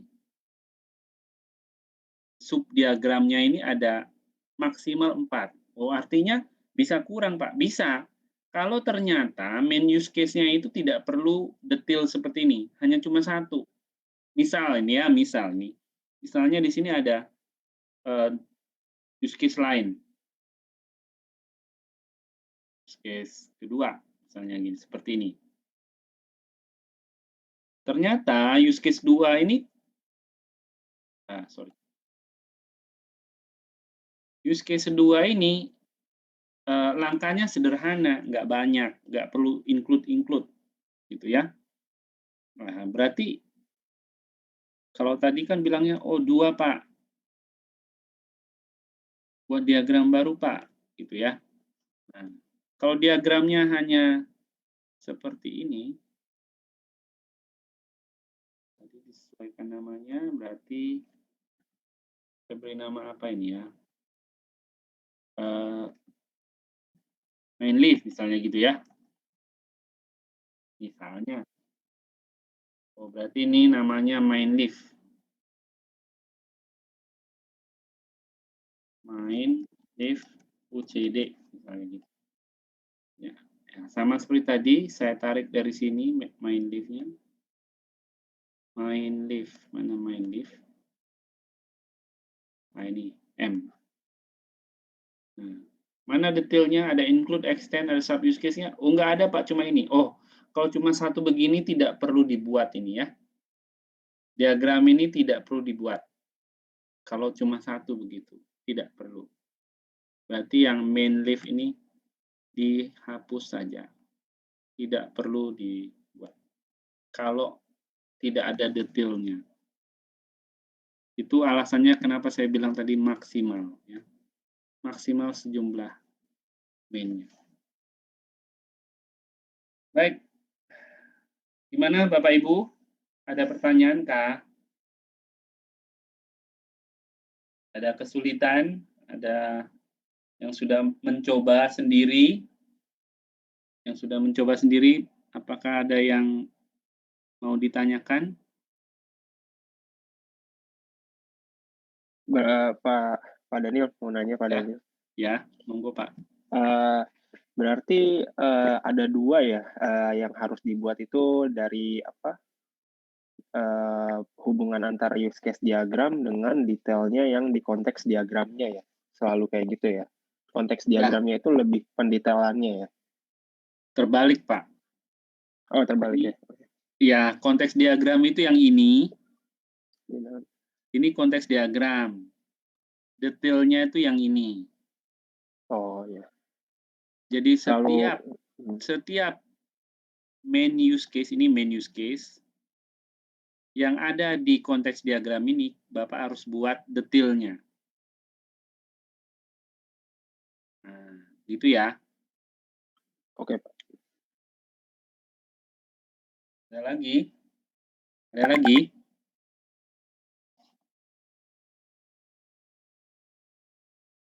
Biasanya ini program Star UML ini buat project kayak apa ya Pak? Harus menggunakan kayak gini Pak?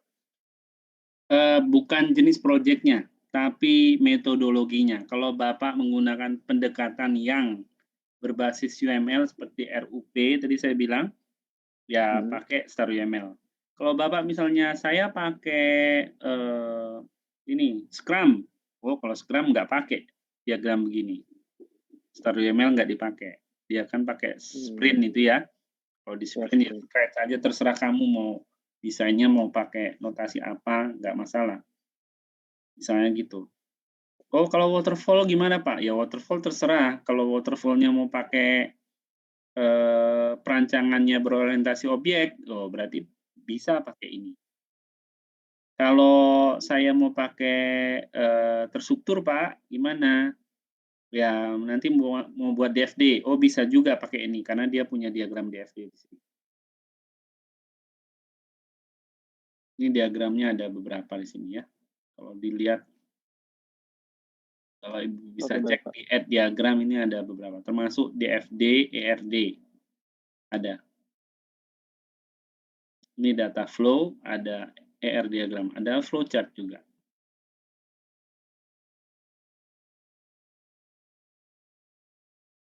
Ada lagi?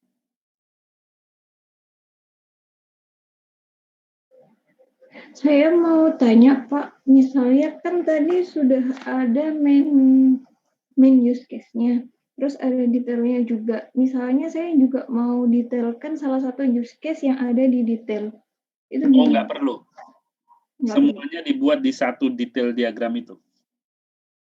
Misalnya tadi seperti ini, di part from floor ini kan ada detailnya nih. Iya. Ya, dibuatnya harus di satu diagram ini. Jangan jadi saya nggak perlu buat lagi. Gimana? Di bawahnya. Berarti saya tidak perlu buat lagi. Misalnya close the door, saya perlu didetailkan lagi, bikin diagram baru. Nggak perlu diagram baru. Kalau ada detailnya dibuat di satu detail diagram ini.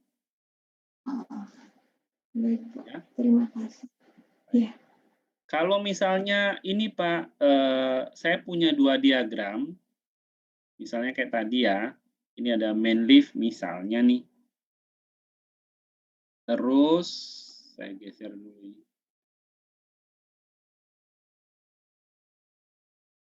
Nah, main leaf ini, main leaf UCD. Nah, saya tarik dulu main lift-nya. Ternyata main lift ini juga ada melibatkan intermediate stop misalnya. Intermediate stop itu kan bagian dari change floor. Tapi di main lift ini juga ada melibatkan intermediate stop, Pak. Nah, Bapak Ibu jangan create baru di sini intermediate stop, salah. Ya. Jangan buat intermediate stop baru di sini. Jangan. Intermediate stop-nya harus ditarik dari sebelah kanan, dari sini. Nah, boleh seperti ini. Misalnya nih, oh kalau yang di sini relasinya main lift cage itu include, misalnya seperti ini ya, ini misal saja. Ya, kalau memang sub use case-nya sama, tapi digunakan di beberapa main use case, Bapak Ibu reuse saja, gunakan ulang dari sebelah kanan. Jangan di-create use case yang sama. Ya. Misalnya gitu ya. Nah, Pak, berarti yang include-nya tadi, kan di sini ada include nih. Intermediate stop itu include depart, include arrive. Apa perlu saya gambarkan juga di sini? Nggak perlu. Nggak perlu, Bapak Ibu. Ini sudah tergambar di sini nanti. Tidak perlu ya. Jangan khawatir. Karena di dalam pemodelan use case itu kita menghindari redundansi. Dia sifatnya modular, jadi bisa dipakai ulang. Deskripsinya bisa dipakai. Nanti saya tunjukkan bagaimana cara pendeskripsiannya di minggu depan. Ada pertanyaan lagi?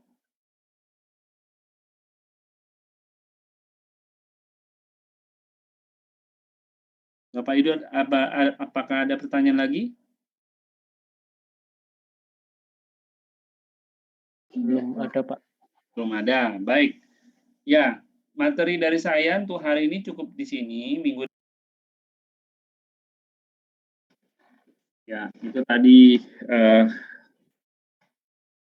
penjelasan tentang apa itu use case diagram dan bahasa pemodelannya, use case modeling. Kemudian juga bagian kedua tadi kita melihat hands-on bagaimana membangun sebuah use case diagram dari suatu sistem menggunakan StarUML. Nah, bagian berikutnya saya akan menjelaskan singkat hanya beberapa saja kesalahan yang sering dilakukan oleh software engineer, designer, software requirement designer ketika mendesain use case. Ya, saya tunjukkan beberapa contoh. Bentar, saya buka StarUML dulu.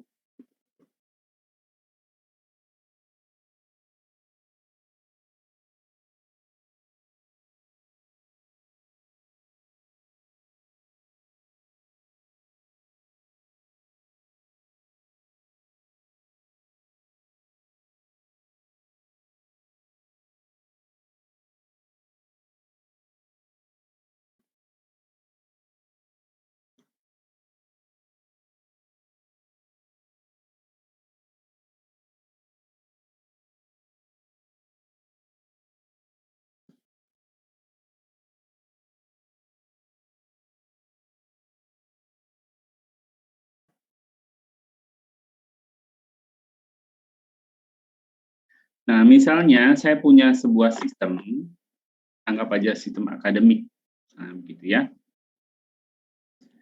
Saya punya sebuah sistem akademik di mana di situ saya punya mahasiswa,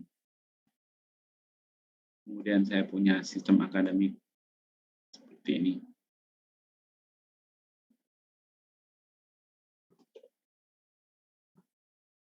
Ini sistem akademik. Mahasiswa itu punya use case, salah satunya, main use case-nya adalah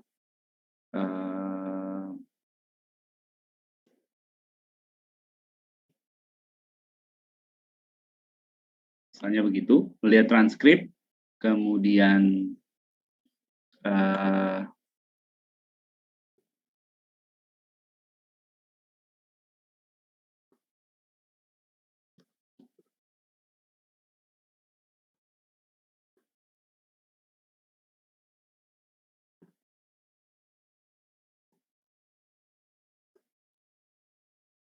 Nah, misalnya seperti ini. Ya, jadi di sistem informasi akademik, mahasiswa punya 2 main use case. Nah, kemudian ada yang berpikir, Pak, kalau misalnya mau melihat transkrip, itu kalau saya detailkan, misalnya nih main CD-nya, kemudian ini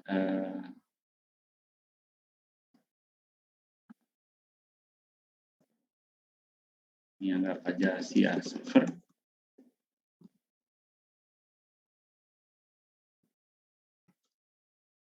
Ya.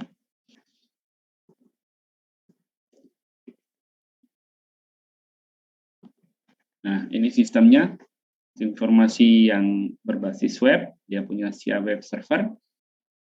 Kemudian tadi saya bilang mahasiswa punya 2 main use case. Nah, ketika saya mau menjelaskan melihat transkrip, seperti tadi ditunjukkan,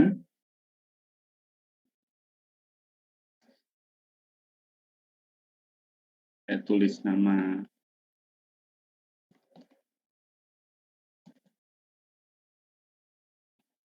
use case-nya, kemudian tadi ada ini melihat transkrip,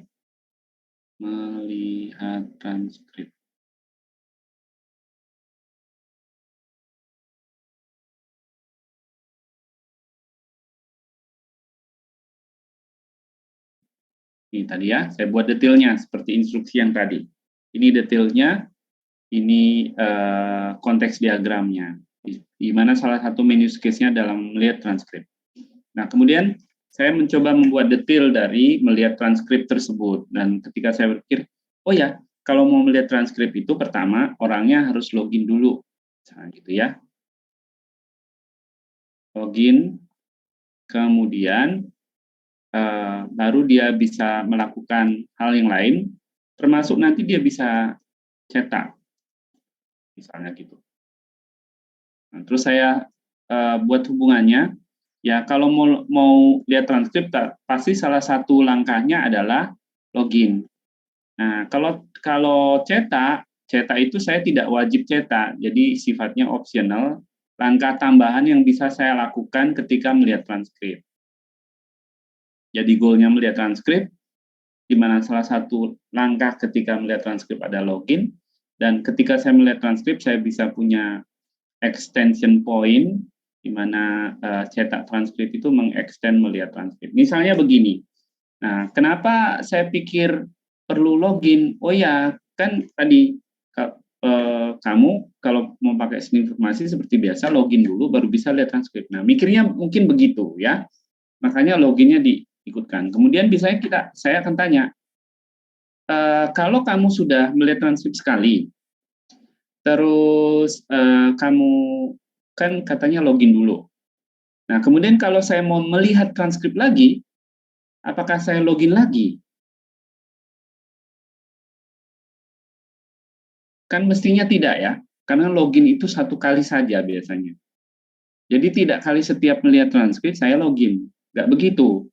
Nah, login itu cuma 1 kali. Kenapa 1 kali? Karena sebenarnya login itu adalah prasyarat sebenarnya. Ada rule, bisnis rule-nya yang bilang hanya mahasiswa yang terotentifikasi atau terotorisasi yang boleh melihat transkrip dirinya sendiri.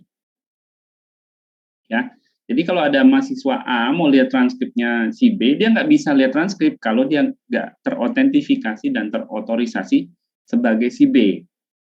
Ya, jadi dia hanya bisa melihat transkrip dirinya, dan itu pun dia harus terotentifikasi dan terotorisasi. Itu business rules-nya. Dan kalau kita ingat di minggu pertama, saya bilang bahwa business rules itu termasuk non-functional requirement.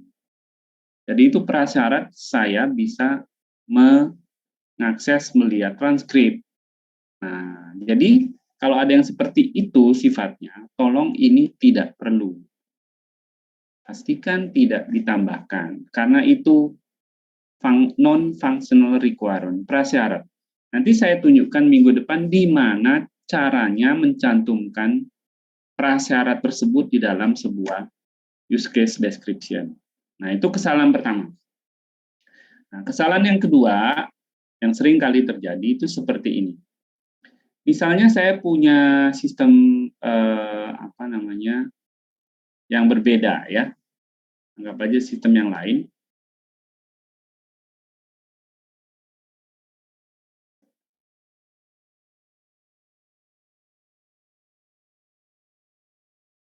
Nah, saya punya sistem misalnya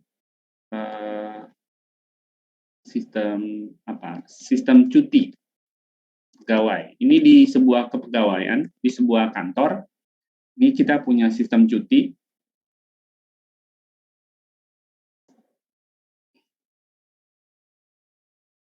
Misalnya begitu. Nah, terus saya buat seperti biasa, buat konteks diagramnya, use case. Nah, di situ, di sistem cuti, itu ada tentu ada yang buat begini, pegawai, ya. Nah, pegawai itu bisa mengajukan cuti. Nah, tapi ini pegawai.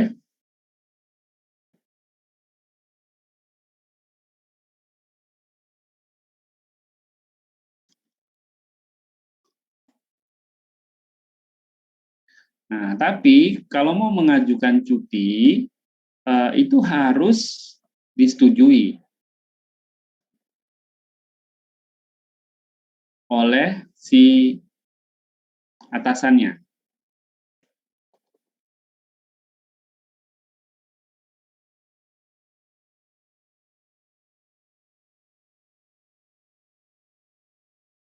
Oke, sebentar ya.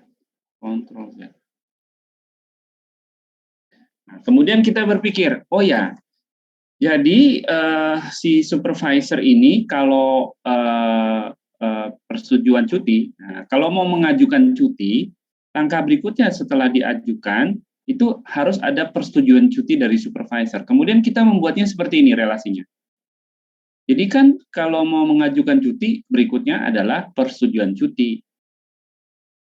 Nah, berarti siapa yang dilibatkan di sini? Terus kita gambarkan misalnya begini.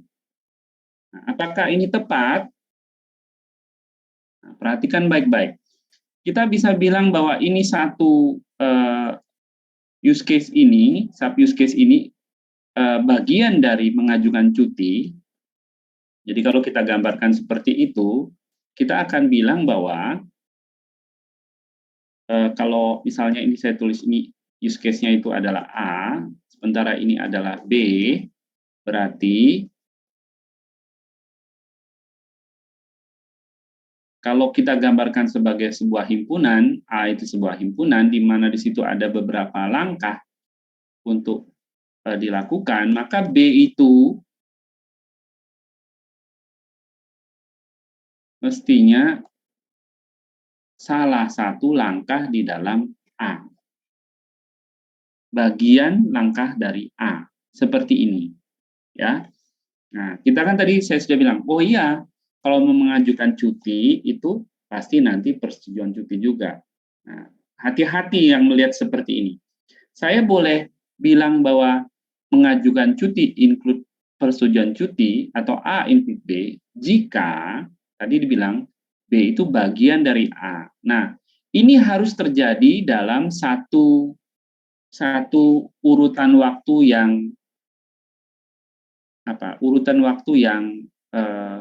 sama. Satu urutan waktu yang sama. Misalnya begini maksud saya. Kalau istilah yang lain itu namanya sinkronus. Harus sinkronus istilah yang lain ya. Kalau kalian belajar programming, ada istilah satu thread. Dia harus berada dalam satu thread, satu urutan waktu yang sama. Artinya begini, waktu si pegawai mengajukan cuti, ya, dia buat form untuk pengajuan cuti diisi, kemudian dia bilang ajukan, misalnya gitu ya, dia lakukan pengajuan. Nah, si supervisor menyetujuinya itu segera setelah si pegawai mengajukan atau bisa di lain hari. Nah, itu pertanyaannya. Misalnya si pegawai melakukannya pagi hari ini jam 7, dia mengajukan cuti, apakah si supervisor itu harus mentengin, misalnya apa ya, misalnya, nungguin di depan laptop, dia nggak boleh pergi kemana-mana, memantau terus apakah ada pengajuan, kalau dia kelewatan, pengajuannya bakal gagal, misalnya gitu. Nah, apakah begitu? Atau waktu si pegawai mengajukan cuti jam 7 pagi, dia ajukan terus dia log out, ya, terus si supervisor bisa melakukan persetujuannya besok atau lusa atau minggu depan atau nanti malam gitu di waktu yang terpisah. Nah, kalau waktunya bisa terpisah, ini nggak boleh include. Ini salah.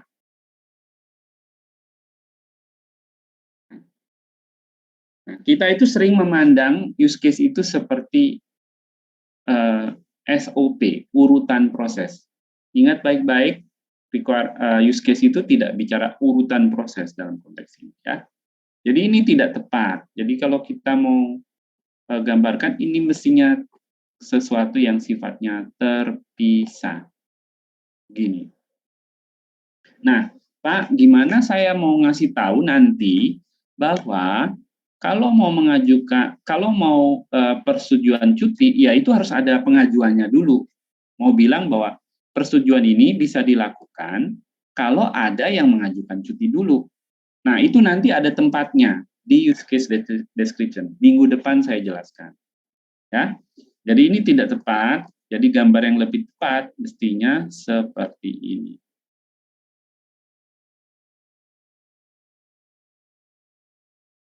Nah, ada lagi yang satu lagi, terakhir. Walaupun banyak ya, kesalahan-kesalahan yang mungkin dilakukan. Misalnya ini. Nah, loh, kenapa saya tambahkan ini? Oh iya, karena supervisor kan dia juga pegawai, gitu ya. Nah, dia kan juga pegawai, dia kan mengajukan cuti juga, boleh dong. Jadi kalau atasan, masa atasan nggak boleh cuti, cuma bawahan saja, misalnya begitu ya. Masa cuma bawahan saja yang boleh mengajukan cuti, mereka yang menyetujui atasan itu, atasan si pegawai boleh juga mengajukan cuti. Makanya kamu tarik garis seperti ini, misalnya begitu. Nah, hati-hati dengan yang seperti ini. Perhatikan dulu, ketika dia melakukan pengajuan cuti, ketika si supervisor melakukan pengajuan cuti, apakah dia melakukannya itu sebagai supervisor atau sebagai pegawai? Jadi, ingat baik-baik yang saya bilang, aktor itu adalah peran, bukan objeknya, bukan jabatannya, tapi peran. Ya, ingat baik-baik, peran dari objek. Jadi misalnya saya punya saya punya Ahmad. Ahmad ini kabak keuangan misalnya gitu ya. Terus saya punya Wati yang dia ini staf keuangan. Ya. Nah, Wati ini kan pegawai ceritanya, dia bisa mengajukan cuti, nanti yang boleh menyetujui adalah atasannya, kabak keuangan. Nah, supervisor ini adalah peran dari si kabak keuangan. Pegawai itu adalah pegawai, staf keuangan itu pegawai, tapi kabak keuangan itu juga pegawai. Gitu ya. Jadi si Ahmad dan si Wati sama-sama pegawai. Tapi dalam hal ini, perannya si Wati sebagai staf keuangan itu adalah pegawai saja. Sementara perannya Ahmad sebagai kabak keuangan, karena dia kabak keuangan, dia itu punya dua peran. Perannya satu sebagai supervisor, satu lagi perannya sebagai pegawai. Jadi si kabak keuangan punya dua peran di sistem ini. Makanya kita harus bertanya, kemudian kalau menarik sebuah garis seperti ini dia lakukan sebagai pegawai atau sebagai supervisor perannya.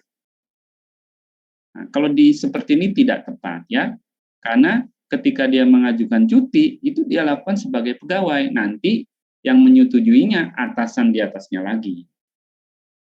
Kira-kira begitu. Ya, beberapa hal yang perlu diperhatikan. Ini yang sering kali kurang tepat. Tentu ada banyak yang lain. Nanti tolong diperhatikan. Ada pertanyaan dulu sebelum saya tutup? Ada pertanyaan? Monggo, Rian. Permisi Pak, saya Rian, saya izin bertanya, kalau misalnya dalam suatu sistem itu ada yang seperti ini Pak, jadi admin bisa menambahkan barang, admin bisa mengedit barang, admin bisa menghapus barang, apakah ketiga-tiganya itu perlu dibuat use case berbeda Pak? Nah, oke, ada lagi pertanyaan seperti itu ya. Nah, kita perlu awasi dulu bagaimana dia melakukan itu. Nah, ada yang seperti ini kasusnya. Ini contoh saja. Tadi dibilang admin, saya punya sistem, misalnya tadi kamu bilang e-shop misalnya gitu ya. Nah, di situ ada admin. Dan nanti mestinya ada customer. Kira-kira gitu ya. Nah, sekarang kamu bilang bahwa admin kan bisa nambahin barang.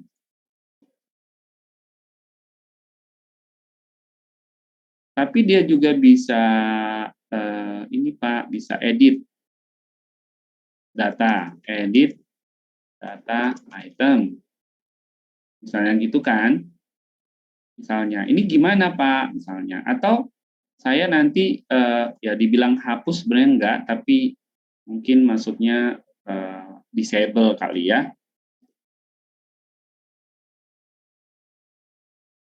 Nah, ini gimana Pak caranya gitu ya? Apakah saya buat satu-satu seperti ini kah? Saya buat begini. Ini satu-satu.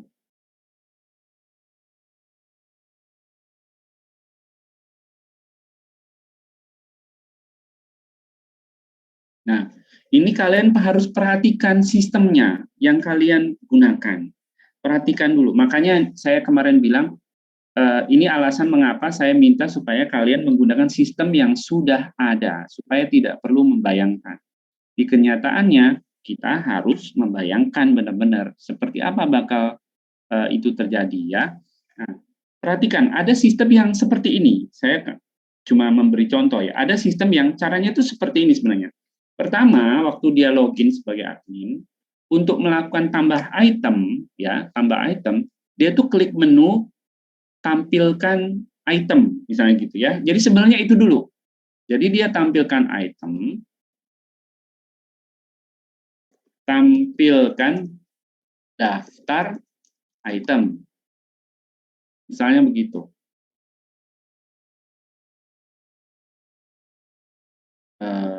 Biasanya ini apalah, ya saya ganti yang lain, administrator, supaya beda ya. Nah, sebenarnya awalnya itu dia tampilkan daftar item, baru setelah itu dia bisa tambah item, edit. Nah, tambah item nanti waktu tampilkan daftar item itu ada daftar itemnya, kemudian dia bisa di situ ada tombol untuk tambah item, menu tambah item. Jadi sebenarnya tambah item ini bukan langsung bisa diakses oleh si administrator ini, tapi mestinya tambah item ini kalau ditaruh di sini, dia itu extension-nya.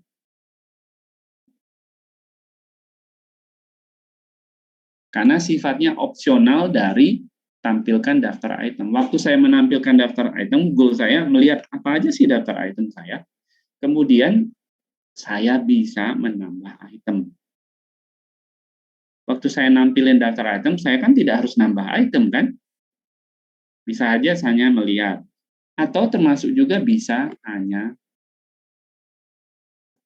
edit. Nah, untuk edit gimana caranya? Oh ya, pertama dia harus view detail item, misalnya gitu. Kalau mau dibuat begitu, langsung begini bisa edit. Cara edit itu view detail item dulu, boleh. Tapi ada yang enggak Pak, saya bisa lihat detail dari item dulu. View detail item. Jadi saya klik dulu salah satu item supaya lihat detail datanya. Baru kemudian saya bisa edit. Misalnya begitu ya. Berarti ini extend begini.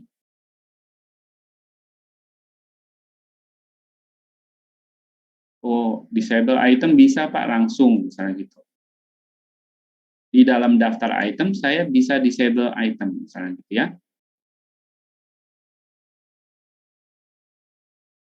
Extend.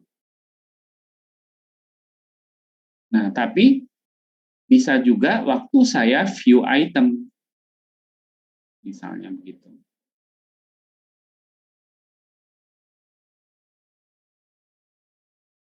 Jadi disable ini bisa pas di daftar, bisa juga pas di detail. Ya sudah, saya buat begini.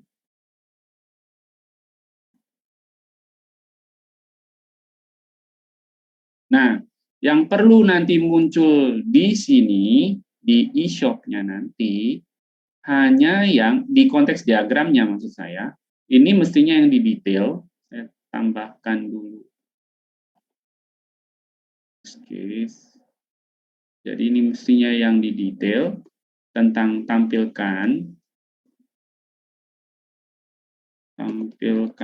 daftar item UCD.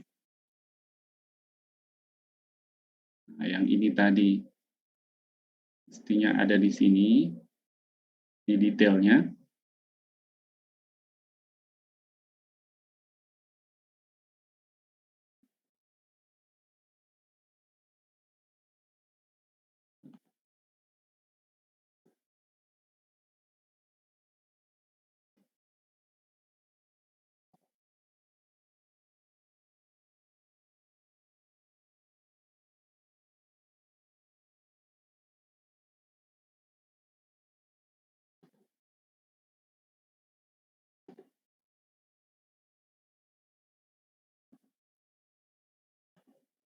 Mestinya ini di sini.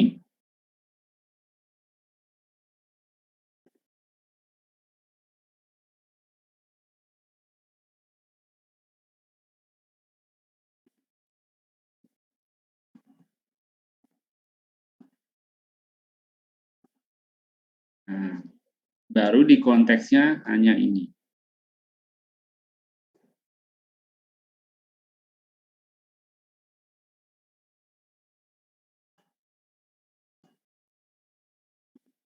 Seperti ini nanti. Paham? Paham Pak, terima kasih Pak. Baik. Nah, misalnya saya punya data banyak, Pak. Jadi itemnya itu nggak cuma satu. Bisa ada item makanan, item minuman, atau misalnya ini data pegawai, data barang, data gudang, misalnya gitu ya. Jadi data masternya banyak. Nah, itu semua fiturnya sama, Pak. Bisa tambah, edit, tampilkan, dan macam-macam. Nah, kalau yang seperti itu, data master itu kan sama perilakunya ya. Perilakunya sama, cuma isinya yang beda. Nah, saya tidak perlu buat satu-satu. Jadi, tidak perlu buat misalnya di sini, ini tambah item itu misalnya ini pegawai. Nanti data master pegawai, terus saya buat lagi untuk yang data master tampilkan daftar barang, misalnya gitu. Nah, ini tidak perlu setiap data master dibuat begini, tidak perlu. Kalau sama caranya, ingat, caranya sama, nilainya beda tidak masalah, karena pegawai sama barang kan beda-beda field-nya. Tapi cara menambah, cara ngedit, cara yang lain-lain itu persis sama. Nah, kalau sama, tidak perlu dibuat terpisah. Cukup seperti tadi, ini cukup dibilang daftar item atau daftar apa, master data misalnya gitu, terserah namanya apa. Yang penting nama yang generik sifatnya. Sehingga nanti bisa dijelaskan nanti minggu depan tentang use case description. Oh, item ini apa aja sih? Kalau item itu bisa pegawai, bisa barang, bisa gudang, bisa apa macam-macam. Ya, ada lagi? Nah, tugasnya buat minggu depan membuat use case diagram dari sistem kalian, ya. Nanti minggu depan saya evaluasi. Ada pertanyaan dulu?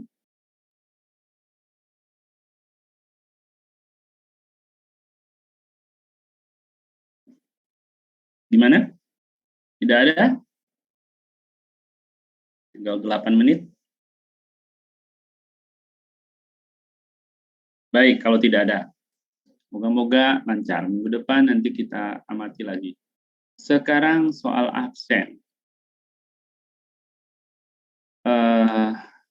Saya login dulu.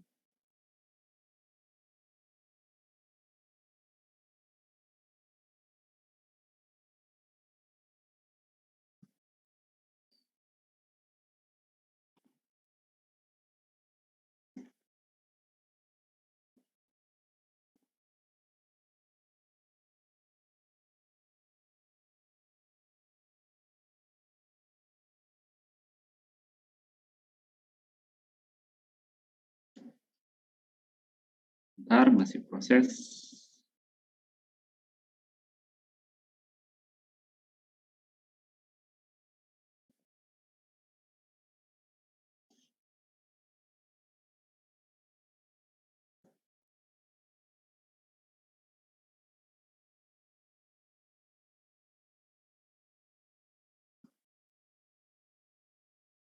Mungkin load-nya lagi banyak, ini traffic-nya lagi banyak, jadi agak lama.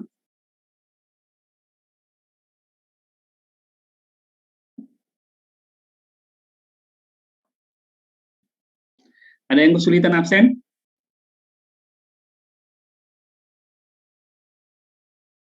Nggak ada? Semua lancar? Ada yang tidak berhasil absen maksud saya?